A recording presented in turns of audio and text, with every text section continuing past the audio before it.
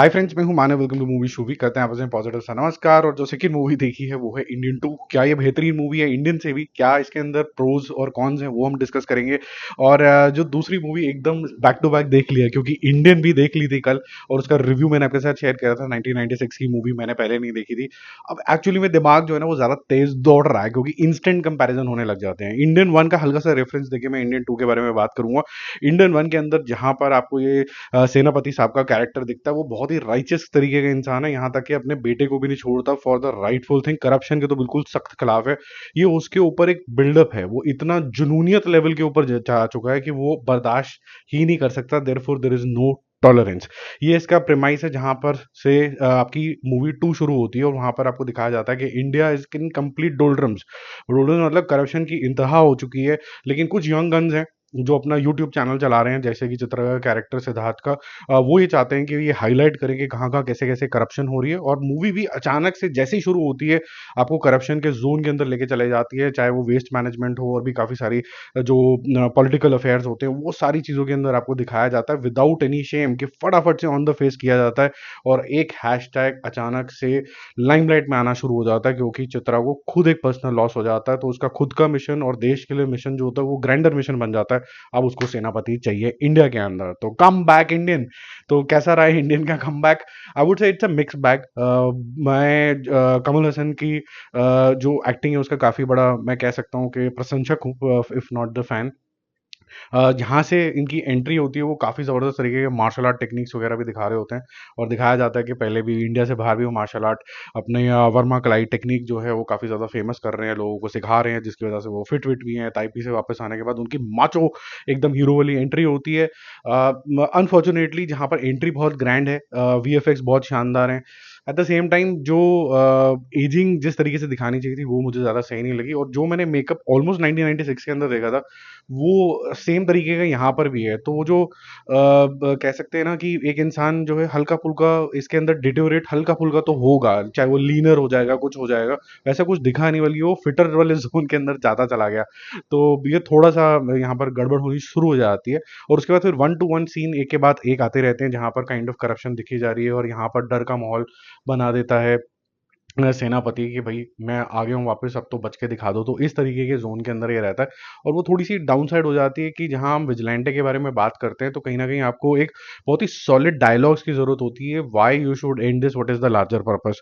वो जो डायलॉग्स हैं वो बड़े ही अजीब से हैं और सेकेंड हाफ में वो काफी मेलो ड्रामा के जोन के अंदर चला जाता है और एक हीरो अचानक से थोड़ा सा मैं आपको कोई स्पॉइलर नहीं देना चाहता हूँ, वो हीरो की वो वाली हीरो इमेज रहती ही नहीं है। क्या हो जाता है वो आगे आप देखते हैं। बहुत ही फोर्स तरीके के आपको सेकंड हाफ में इमोशन लगेंगे, आपको लगेगा जबरदस्ती चिपकाए जा रहे हैं।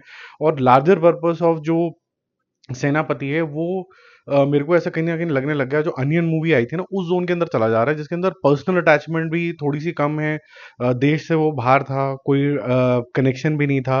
और पार्ट 1 और पार्ट 2 का जो होता है ना कि कोई एक आधा कैरेक्टर इस तरीके के होते हैं, कोई ऐसा स्टोरी के एंगल होते हैं जो यहाँ पर फिट इन किए जा सकते हो, वो भी ज्यादा नहीं है। तो आपको ऐसा लगता है कि बस एक कैरेक्टर उठा लिया है बस और उसी के ऊपर बिल्ड इन कर रहे हैं और वहां पर जुडो कराटे मैन बना दिया उसको। तो मुझे यहाँ पर से इसकी वीकनेस नजर आनी शुरू हो जाती है। और अगर मैं ये समझने की कोशिश करूँ कि जो स्टोरी राइटर हैं या फिर शंकर उन्होंने ऐसा क्यों किया होगा, तो बेसिकली जो टेम्पलेट था ना पार्ट 1 का, कि जिस सन ने बोला था कि यार मेरे को थोड़ा बहुत भी प्रोग्रेस करना है, नौकरी लेनी है, तो मुझे ब्राइब लेनी ही पड़ेगी। और कहीं ना कहीं वो फिर सेनापति साहब को भी कोर्स करता रहता है कि आप अगर अपनी बच्ची को, जली हुई बच्ची को बचा सकते थे रिश्वत देके, लेकिन वो बचाता नहीं है, रिश्वत नहीं देना चाहता है। तो यहीं पर ही वहां पर एक्सटेंशन है कि लोग इतने ज्यादा करप्ट हो चुके हैं कि वो कह रहे हैं कि भाई क्यों बचा रहे हो, मैं हम करप्शन से अपने काम कर तो लेते हैं। और वहां पर फिर वो क्लिफ हैंगर की तरह एंड होता है। अब यहाँ से सेनापति साहब का राइज होगा, एक जबरदस्त तरीके का आगाज होगा, जहां पर सुपर फाइट्स दिखाई जाएंगी और यहाँ पर थोड़ा मेलो ड्रामा मेरे ख्याल से जैसा इस मूवी के अंदर है वो कम होगा, फोकस तरीके से दिखाया जाएगा शायद इंडियन 3 में। और फिर उसके बाद उसका ट्रेलर आता है, उसके ट्रेलर के बारे में हम अलग से बात करेंगे। बट ये जो नरेटिव स्टाइल है ये मेरे को बहुत ही ओल्ड स्टाइल लगा। ये ऑलमोस्ट जो नायक मूवी आई थी ना, बैक टू बैक कुछ हो रहा है, वो आज के टाइम के हिसाब से वैसे नरेटिव चलते नहीं है। एक सीन कट हो गया, अचानक से दूसरा सीन आ गया विदाउट एनी फॉलो अप और रेफरेंस पॉइंट, तो उस तरीके की है एडिटिंग, इज रियली बैड यार। और जो मेकअप है उससे भी आप मेरे ख्याल से थोड़ा सा डिसअपॉइंट होंगे।